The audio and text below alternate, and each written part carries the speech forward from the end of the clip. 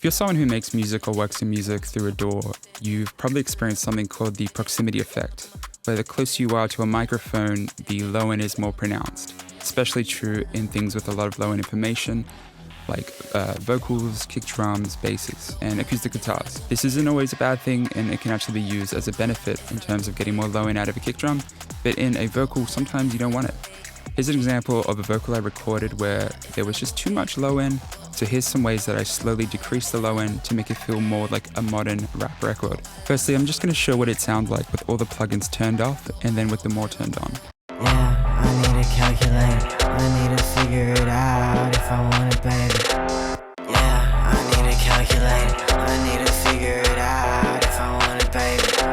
So as you can hear there, it's a lot thinner in comparison, although I felt like this matched the genre and style, and it fit within the bass elements of the mix a little better.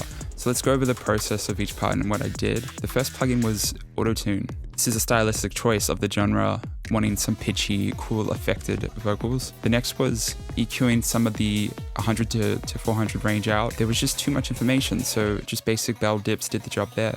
Compression, we have a faster attack and a quick release. In rap, a grabby compressor can sound quite nice, and it can pull the vocal up front in a way that sounds really cool and modern. Next was some basic de-essing. After the compression, the low end just crept back up again, so we reduced it by these little bells here. So I've used Soothed here, I've done it the invisible de-esser, and I've turned down the mix, and I've also made sure to listen to the delta.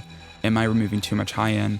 Is it ruining it too much? Things like that. Maggie Q, I'm boosting some 650, 2.5K, and some 10K. This plugin doesn't work exactly how it is visualized here. Some of these boosts are much bigger than they say they are, so you gotta use your ears on this one.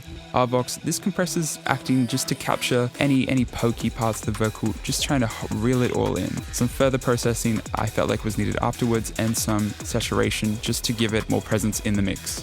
I hope this video displayed that proximity effect can be an annoyance, but it can also be a tool in the toolbox, and some ways to help mix a rap vocal. If you would like to work, please don't hesitate to reach out. I have a studio in Maribyrnong if you're from Victoria. If you're not, please hit me up at the audio engineering contact and book a mix. Links to this can be found in the description below. Cheers.